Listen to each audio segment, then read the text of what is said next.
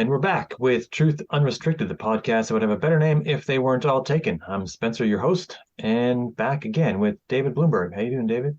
Good, good. How are you? Oh, good. Going to move right into it today. We got a topic today where we're talking about grift tactics in online discourse, which is one that I particularly like. We're not going to hit every single one categorically. We're not trying to create a all-encompassing thing, but I do think you need to clarify when you say you particularly like it. oh, well, what I should be doing if I were is grifting people into paying me money for this podcast. What I should Yeah, be well, doing. yeah. Yeah, I should. Yeah, but I don't, and I'm not interested in that. But I do like to pick out when these things are occurring and point them out to people. Maybe it's hmm annoying to some people, I don't know, but I do like to. I've worked on the ability to point out when these things are happening, and I like to point them out. It's just kind of hmm a thing that I do. So, grift tactics. There's this particular thing. This is kind of the first one that I've named myself, and I like it best because I've named it. And there was the real reason why we're here is to talk about this one, but I thought that maybe it wasn't going to be enough to talk about just this one, so I added a couple of the other more common ones in here just so that they all fit in together. But this first one is one that we mentioned briefly in a previous podcast about belief. I believe we were talking about belief. And I've since developed this into a little more of a firm definition of how it works and what to call it, because at the time I didn't really have its own catchy little name for it. But now I call it hijacking Occam's razor is the name of the grift tactic. And this is how it works. When you're in conversation with someone that is intending to engage in disinformation, they are usually these people are actively trying to grift people into believing the thing they believe. They sometimes they have an active grift in that they're making money on it, and sometimes they're just trying to push an idea because their favorite grifter is pushing that idea, and most of these I've noticed it only really works with very complicated topics. So it works pretty good.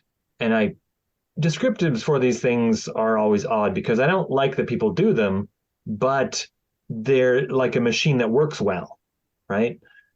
So it does work well for these situations. I don't like the outcome that comes from it. But you need to have a situation that's very complex, like vaccines and genetics and biology. So these grift tactics work really well in those situations. And so this is where you should watch out for this.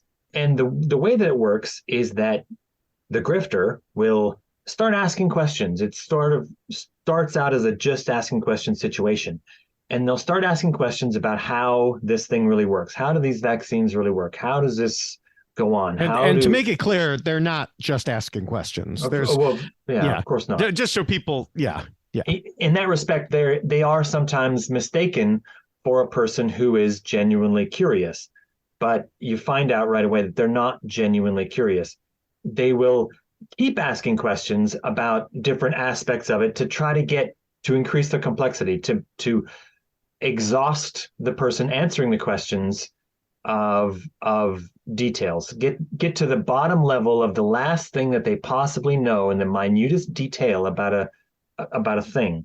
And at that point, then they say, oh, well, looks like you don't know everything about it.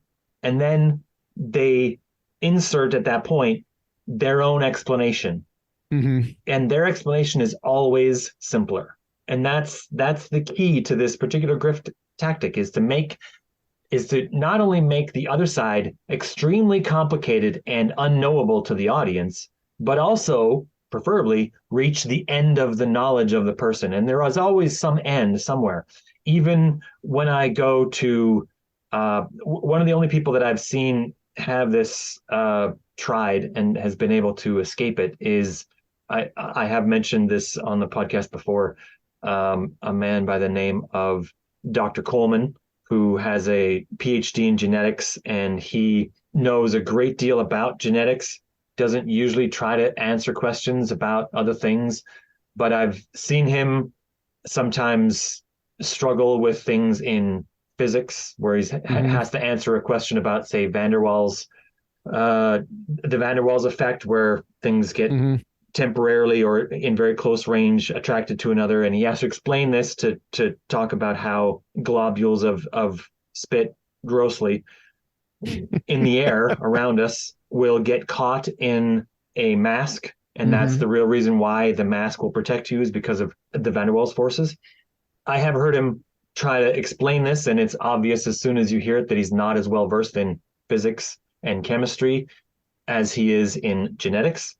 But he does tend to avoid reaching the end of his knowledge in genetics, and in this way, because normally the people asking him the questions don't get exhausted in what they could ask and what they should ask. They do get exhausted. Yes. Right. So they have to know enough when a person is trying to do the script, they have to know enough to ask the right questions to reach the end of that knowledge. Right. Um, Right. And yeah, yeah, I do want to circle back to something you said. They ask until, and then they provide a simpler explanation. I yes. want to clarify, it's an explanation that appears simpler, because sometimes their explanation could be a massive conspiracy. And that Sometimes it obvious, includes, yeah, yeah, that obviously is not simpler. That just, oh, well, that answers everything. So it appears simpler. Another answer is God did it. And yeah, you see this a lot very in simple. creationist arguments, which they search for the God of the gaps. Hmm. And they will keep asking questions until they find the one that whoever they're talking to can't answer. And that is where they insert God in that gap. Right. And so they can ask a biologist, well, okay, where did this, how did evolution work? Where did it come from? Da, da, da, da. And it could take them all the way back to biogenesis, Yeah. the initial creation of life. Right. And the fact is, we don't know. We Yeah. have some ideas about the initial creation of life, how it happened, but that's not what evolution is. Evolution is what happened after the first life appeared. Yeah. But they will just ask questions until they get to that, and they'll say, aha, God did it. Yeah. Aha. It's That's obvious where, you don't know everything. The yes, answer really is it was God that did it. right. If you can't answer. And so over the years, of course, these gaps have been shrinking and shrinking and shrinking. Yeah. So the gaps that they can put it into are smaller and smaller, but they still keep trying.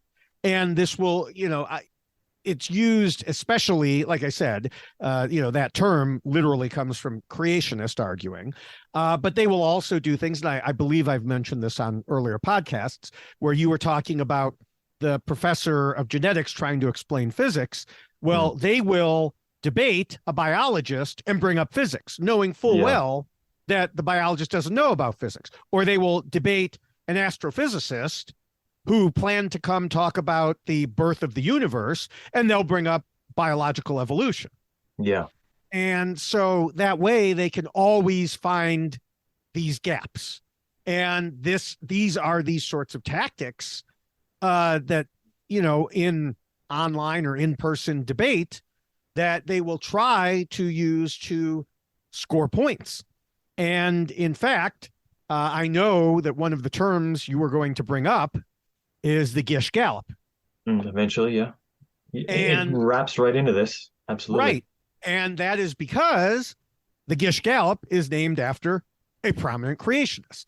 The term was actually coined by Dr. Eugenie Scott, who was then the executive director of the National Center for Science Education. She is retired from that position, but she's still active in the community. And it was, of course, named after creationist Duane Gish. And there was a recent article on the Intelligencer website where they interviewed a guy that I've known for a long time. He used to be an editor of Junior Skeptic magazine and also involved in the Skeptic Society and other things, Daniel Loxton. And he explained, that, in talking about the Gishgallop, he said, I can get on stage and say all these different things. And it's basically I'm actually getting into the specifics before we've defined the general. Let me go back because I know you were planning to do that, but it's all right. It's someone who makes a large number of claims in a very short time because they know it can't be debunked that quickly. And the example that Daniel Loxton used was, okay, I get on stage and I say the Darwinist agenda for vaccines are turning children into Toyotas. And, so for the debate opponent to start unpacking that, obviously it's going to take a lot longer than the one sentence that someone could spend just spewing that. Yeah, you're exactly right. And you can't, this is one of the big reasons why a debate on this is not useful, because in order for a debate to work, what you really need is both sides to be honest about their commitment to reality. Right. And you can't, when one side is willing to forego reality, they get a decided advantage in a debate format. Yeah. And because you can't debate unreality fast enough. You can't. Right. And, this takes us back to I've brought this up before at least once also. And it might have been in our discussion, of free speech and debates and the like, was Brandolini's law, otherwise known as the bullshit asymmetry principle, which states that the amount of energy needed to refute bullshit is an order of magnitude bigger than that needed to produce it. So that ridiculous thing that I quoted from Daniel Loxton about turning kids into Toyotas, that's just one of them. But as another more frequent example, an anti-vaxxer can quickly claim that vaccines cause autism, but it takes a scientist a lot more actual work and explanation to show that, in fact, that is clearly not true. Then the anti-vaxxer just goes to a new audience and says it again. And by then they've also said that alien overlords that can transmogrify into lizards are slowly replacing all of our leaders. And so the best way to fight these sorts of tactics is, not to get into debates with them because they can use them. And so this leads to something that we recently discussed on another podcast, the whole situation of Joe Rogan and RFK Jr. And others, attacking Dr. Hotez and saying, oh, he should debate, and other people attacking them too. And the scientists countering by saying, no, if you want to discuss this, if you want the information, send me your thoughts in writing and I will respond to them. Or, Dr. Hotez even said, I will go on with you, Joe. I will talk about the facts with you. You have my phone number. You have my email address. I will do that. I will not debate RFK Jr. because, that's not going to explain anything. But the thing is, these people want the spectacle. They want to use these dishonest debating tricks. They don't want to have their claims actually challenged and shot down with evidence. Right. Also true is that Peter Hotez is not a dancing bear. So, you don't get to just call him out of his house and bring him on the air to perform for you whenever you like. It's not his work. His work is working in vaccines and going all over the world to different conferences to talk about them. Yeah. Right. I mean, but it's not even just him. So there was an article on the Science-Based Medicine website on June 24th. And it was written by Dr. Jonathan Howard. And it's called Steve Kirsch and Brandolini's Law. So timely. And so Dr. Howard is a neurologist and psychiatrist. And he recently wrote the book, We Want Them Infected, How the Failed Quest for Herd Immunity Led Doctors to Embrace the Anti-Vaccine Movement and Blinded Americans to the Threat of COVID. And this is, of course, about the number of doctors who, basically gave up science and medicine and, like America's frontline doctors types. Yeah. Now, Steve Kirsch, on the other hand, it was previously accurately described by Dr. David Gorski, who you have mentioned on previous podcasts, and also writes for science-based medicine, might be an editor there. I can't remember for sure. He described him as a tech bro turned COVID-19 misinformation super spreader and anti-vaxxer who has now fully embraced old school vaccine autism conspiracy theories. And Kirsch's name briefly came up on a recent previous podcast. And, he's just out there doing all sorts of crazy stunts. Like, he has money to burn. And so for a while, he was posting photos, which really looked like creepy old man photos, of him sitting next to some woman on a plane who had a mask on, and him claiming, I offered her $5,000 to take her mask off and she wouldn't do it. And things like that. It's like, can't you just leave people alone? And, not to mention, like, if someone did that to me, I'd be like, well, show me the $5,000. And, I'm sure he doesn't carry $5,000 in cash on him at any given time. I wouldn't trust him. But anyway, to circle back to this, Dr. Howard had invited Kirsch to rebut any of his previous articles. And Kirsch responded with basically a written Gishgallop. But it won't work in writing because you do have the time to pick it apart. You're not limited to a debate. And so in writing, Dr. Howard was able to go through and dismantle these false claims. Though even in a multi-page article, he only had room to address the very first of Kirsch's 9 different BS claims. And again, that's how quickly, he could say one thing in one sentence, and Dr. Howard had to spend pages and pages and pages to rebut it. And so he went through, he listed all the misleading statements Kirsch put forth, including the many pieces of important information he didn't share with his readers because he didn't support Kirsch's position. And after all that, Dr. Howard closed by saying, I could and might go through the rest of Mr. Kirsch's article, exposing its fake statistics, specious comparisons, and strategic omissions. However, my rebuttal here would not have been possible during a live debate, which explains why it's a mistake to let performative anti-vaxxers turn children's health into a disinformation display to satisfy their own need to be heterodox. That's a lot of big words. But basically, it's like, it goes back to this, all these tricks that they will use, these dishonest tricks, rather than just sticking with the science. Yeah, that's true. And Gishgallop is known by another name. I think when I was first interacting with you on Twitter, you mentioned this. The Firehose effect or Firehose facts. Yeah, I wouldn't use the word facts because they're usually not. Right. Effect, yes. Firehose effect, right? Yeah. And the idea being that you're just spewing things out so quickly that it's coming at you like a fire hose. And I will point out that the most effective counter to this is what I call the Miyagi Defense. Don't let it happen at all. And the sage, wise words of Miyagi-san, best defense not be there. Which is what you do when you avoid the debate with these people, is you don't let it happen in the first place. They'll still spew this out, but it will get less credibility in the minds of the people who watch.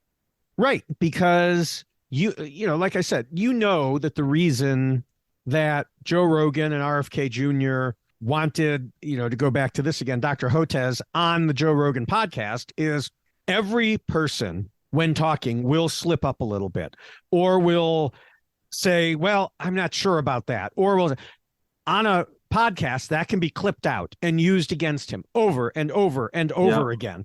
And they will find ways to try to do that. And, use these dishonest see, there we go. Like I said, you can slip up when talking. I'm going to cut that out of context, David, and use it against you. Yeah, and say David can't talk. Yeah, clearly. This proves it. And so they just wanted the spectacle. And so for them to to promote this instead of simply saying, let's look at the actual scientific information. Let's look at the peer-reviewed papers. Oh, wait, that's because there are none supporting their side. Yeah. And so again, it's all performative. It's all dishonest. Yeah. So I just want to wrap up what I have here on hijacking Occam's razor, which is that, I mean, we mentioned that Did I hijack your discussion of hijacking Occam's razor? Successfully, as a demonstration Woo! of the tactic. Yes. I Gishgalloped you. Yeah, absolutely. There's no way I can possibly refute any of those things because actually they're true. It's amazing. But in hijacking Occam's razor, as we mentioned, the way that the trick works is that you find the limit of their knowledge on the topic, and then at that limit, you insert your narrative, which is always more simple. Always more simple. That's the key, because it's not only about the person that you're talking to in that moment, it's about everyone else who's potentially listening. Oh, right. And all those people, especially in a lot of cases, they have less knowledge about biology and genetics and vaccines and immunology and virology and all the way down the line. And so they're just trying to figure it out. And so once you say, oh, well, you must not know everything, and you insert your simpler explanation, it might appear to the people who are already well lost that that's a view that sort of makes some kind of sense to them. And that's the way that the magic happens, the magician's sleight of hand, as we might put it. And there's a reason why it's wrong.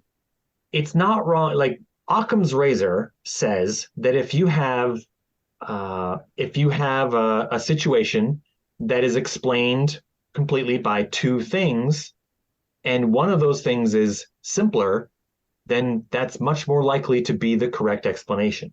Right. But there's a little word I threw in there that you might not have noticed right away, which is I said completely.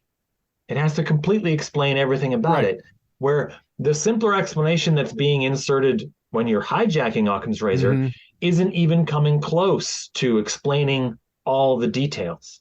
Well, God did it. Well,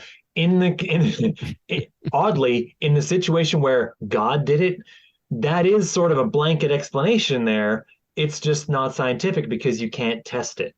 Well, and there's also the fact that, and this goes back to what I was saying earlier, it sounds simple to just say God did it or the conspiracy did it.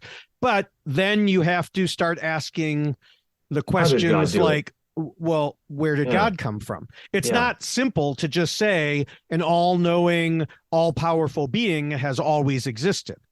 That's not a simpler explanation. That raises a lot more questions. Same with the conspiracy. Well, okay, who's involved in the conspiracy? How does the conspiracy exist? How has it stayed secret? How, all the same sort of situation. It sounds simpler. Yes. But it is much, much, much more complicated. Yeah. And often still doesn't explain everything. Right. And that's one of the real problems with most of these conspiracy beliefs, is that once you drill down on them, they start not making sense. Well, they do make sense because there's a hidden complexity underneath the iceberg effect, right? You're only sort of looking at the top 10%, and then once you kind of look at it, you realize there's a whole extra monster underneath that vastly increases the complexity, as you say. But also, they don't explain everything even as they are. Once you look at and you see more of the details, most of this is presented as you pointed out, as a series of disconnected facts with the context carved away such that you think you're only looking at one thing. But once you add the context in for that, it makes a different sort of sense. And the simple explanation is not explaining all the context around it. And then you get these things that don't match. Whereas science is often also explaining the context and matching perfectly with it. And this is why going against science is so difficult for all the people who try to do it. It's because you have to not know anything about science and the context of all the observations in order for it to make any sense. And that's not happening. And yeah, with the conspiracy belief, a good conspiracy belief can ignore any question because it always Yes. has an answer. There's always an answer. Why is there no evidence about, well, because the conspiracy is hiding it. Yeah. Well, Right. that can always be the answer. It's the you know catch-all explanation. Yeah. right. And it's the same thing with, it's the old story about well, okay, the earth is flat. Well, what's the flat earth standing on? Well, it's on four elephants that Yeah. are walking around. Well, what are the elephants on? Well, it's on a turtle. What's below the turtle? It's turtles all the way down. All the way down. Yeah. And so there's always an answer. Yeah. And maybe it sounds simple, it just doesn't necessarily make any sense whatsoever. And doesn't match with reality. Right. So I have one last one, and I don't think it should take too long for this, so we'll just add it in now at this point. There's one more thing that happens. Not many people do this one because it's actually difficult to do, actually. The people who are good at this deserve credit for how good they are at this, but don't deserve credit for the things they're trying to say, usually. And the thing I'm referring to now is word salad. So word salad is a collection of large, unwieldy words that are usually spoken in a smooth stream very quickly, and it just becomes completely inaccessible to anyone listening to it. And you can't mention this without mentioning the supreme, undisputed champion of word salad in our world right now, who is none other than Jordan Peterson. Really, I don't. If anyone thinks anyone is better at word salad than Jordan Peterson, by all means, send me the link. I would love to see it because this guy is the third-degree black belt in this.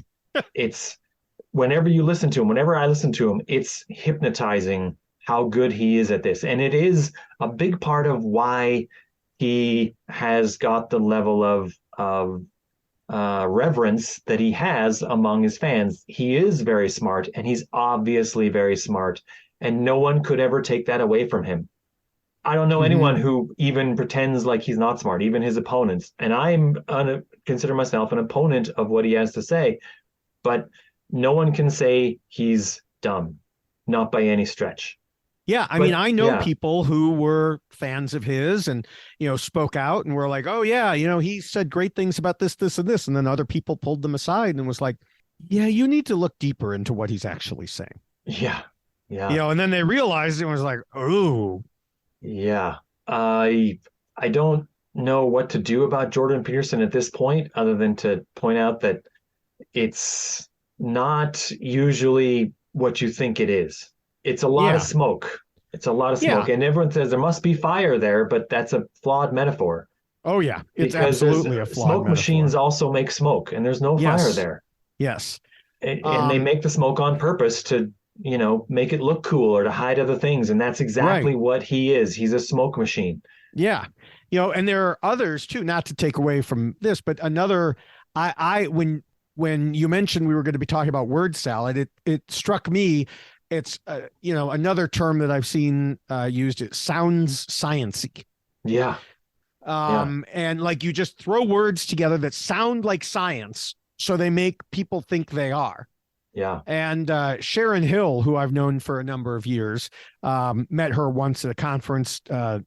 She's written, had blogged. She's on Mastodon now. And she had a column by this name in Skeptical Inquirer for a little while. And I think a perfect example was one in which she discussed the so-called ghost hunters, who they use equipments like EMF meters and digital recorders and thermal imaging cameras. And they use terminology like EVP, which is electronic voice phenomena. And, this all sounds very scientific. Yeah. And of course, we're talking about ghost hunting, which is in some ways just silly.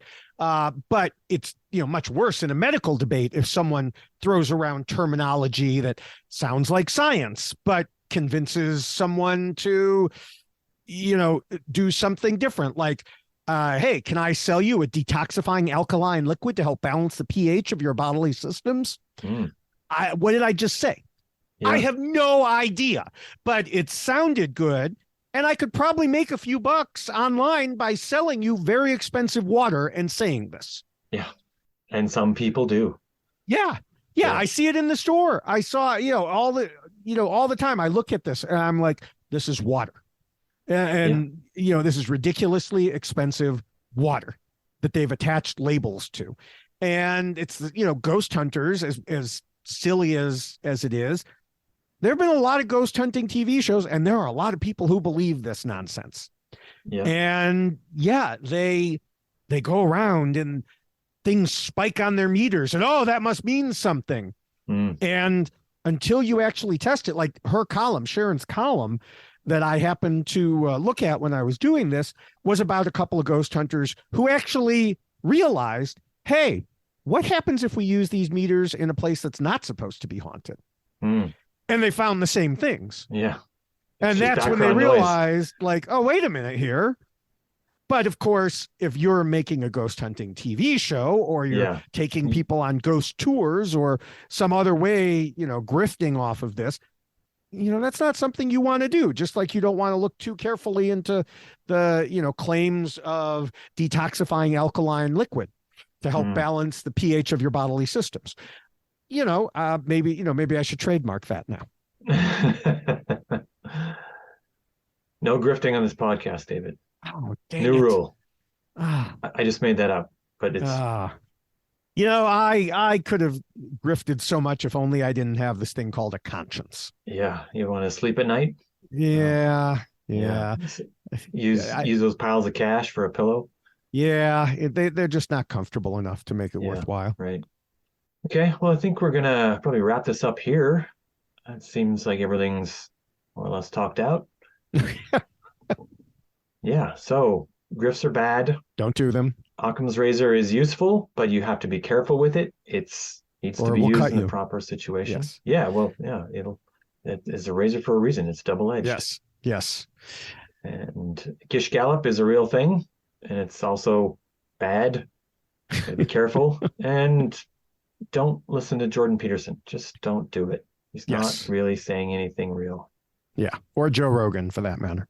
Unless Jordan Peterson's talking about clinical psychology, because he's legitimately good at that. But everything else, I don't know. At this point, I wouldn't listen to him about that either. well, I think he's kind of like, I wouldn't listen to, RFK Jr. about environmental matters, even though he used to be a well-known environmental lawyer. He's lost all credibility. So, well, you're probably right. but how can people reach you if they want to argue with you? Well, I argue mostly on Twitter, but I will argue on email if need be. So send that email to truthunrestricted@gmail.com, or you can find me on Twitter. I'm Spencer G. Watson on Twitter, and I go there pretty much every day. Yep. And I'm at David Bloomberg on Twitter, on Blue Sky, on Post, on Mastodon. You can find me just about anywhere. And you'll find me arguing with these people spreading misinformation and disinformation. All right. Well, till next time, David. Till next time.